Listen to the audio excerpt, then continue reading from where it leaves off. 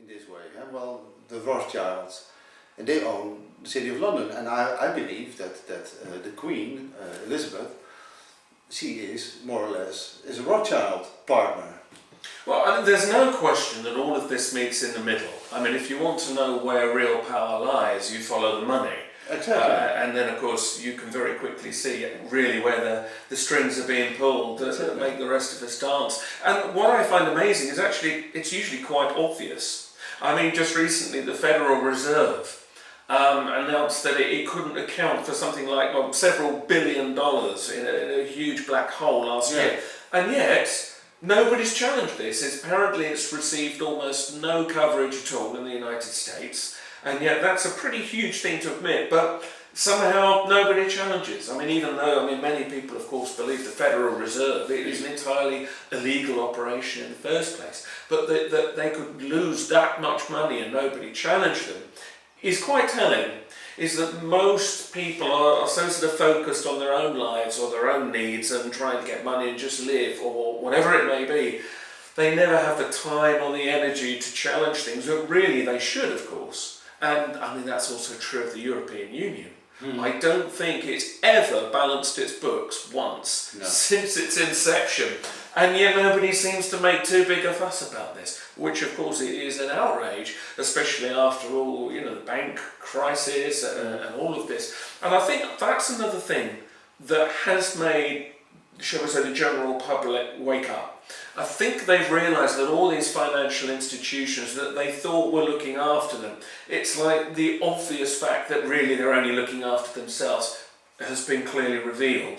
And to go back to that state where people can just pretend that it's fine and that the banks will look after us, I don't think that we can go back to that. And now everybody knows that. And then, of course, in England we had the MP's expenses scandal, where it turned out huge amounts of money were being claimed for very silly things. That also has undermined, I think, a lot of people's faith in the British political system. I mean, one upshot of which has been some people saying, well, that's why we need to be closer to Europe. And of course, those that support the federal superstate think that this is a way of encouraging people in. But on the other hand, that doesn't seem to be working, because now you have things like Greece and their financial crisis, and so being part of the euro doesn't suddenly seem so attractive as it did even a year ago. So maybe that's not working out as somebody planned. No, exactly, and well, it's like a virus as well, of course. We've got Greece, Spain is now on the edge of falling, Portugal, Italy, and so Ireland, and there are a few more that are just on the brink of falling apart financially. Well, so where does it end? Where does it end? Well, I mean, Britain is effectively bankrupt.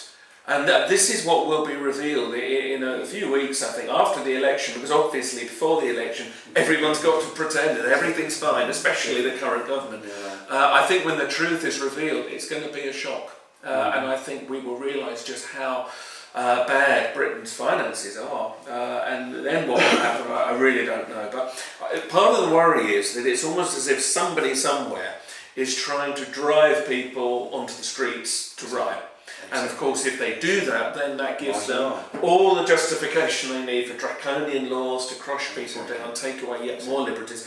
And I think a lot of people are concerned about that. And the message I think that needs to be spread is, if we are going to respond rightly to the difficulties of the situations, but we need to respond in a constructive and positive and a non-violent way. In my view, the minute the mob takes to the streets, it's almost like somebody's got exactly what they want. And we have to find a different way to respond. And I believe very much in the power of collective consciousness, and that if you can spread something through that system, there you will begin to see real change. Exactly. Well, that's what David Icke is also talking about all the time. Don't riot, but get off your knees. Yes, that's it. You've got to do something. You have to act, but you mustn't just follow kind of the base instinct, which is to get angry. I mean, okay, you can be angry, but if they express it in any way that's not careful or not considered, I think we will suddenly see a lot more control come in, and particularly in Britain, of course, with the 2012 Olympics coming up. I think there's going to be a lot of security shutdowns, obviously during the weeks, but even in the run-up to those Olympics, they're looking for any excuse they can, basically, to make us a very controlled society.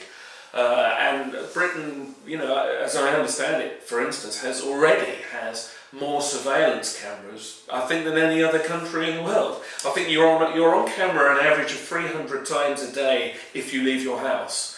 And a lot of people are already saying, well, why?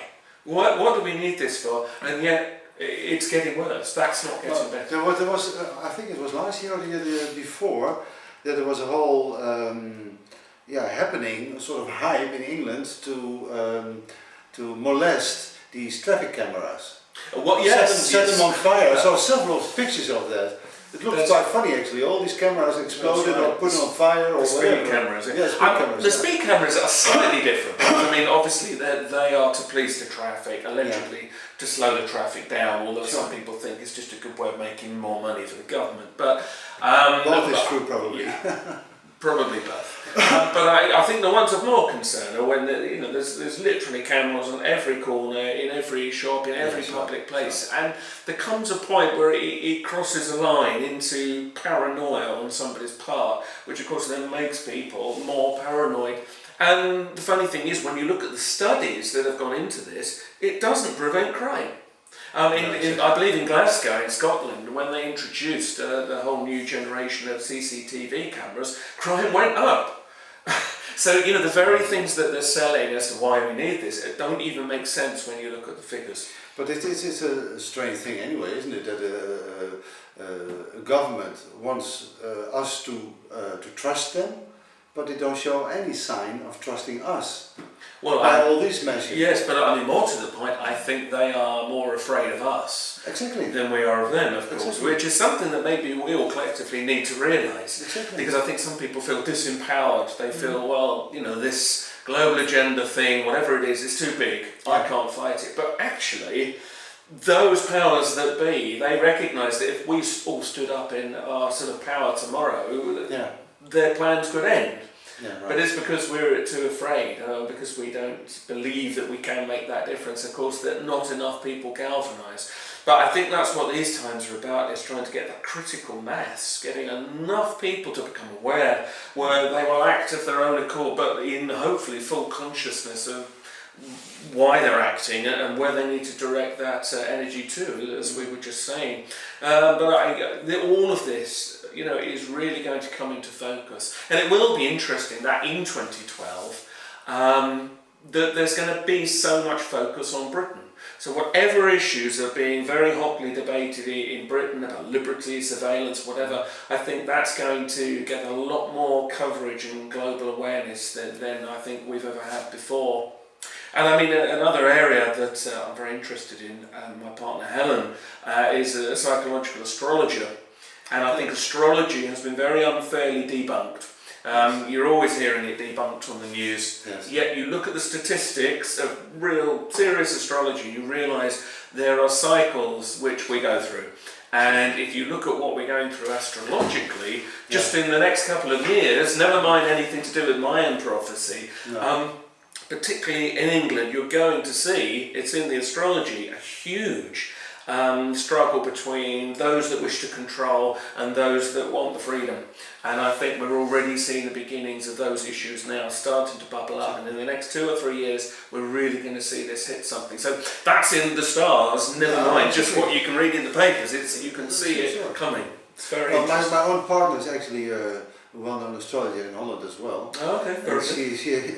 She also keeps me informed about what's happening up there, and especially the planet Pluto in Sagittarius is Capricorn, of course. Capricorn, yes. In Capricorn, of course, that's what's happening. That's giving a lot of stirring up and changing of old forms into new forms. First, there has to be chaos, and then new things can develop out of that.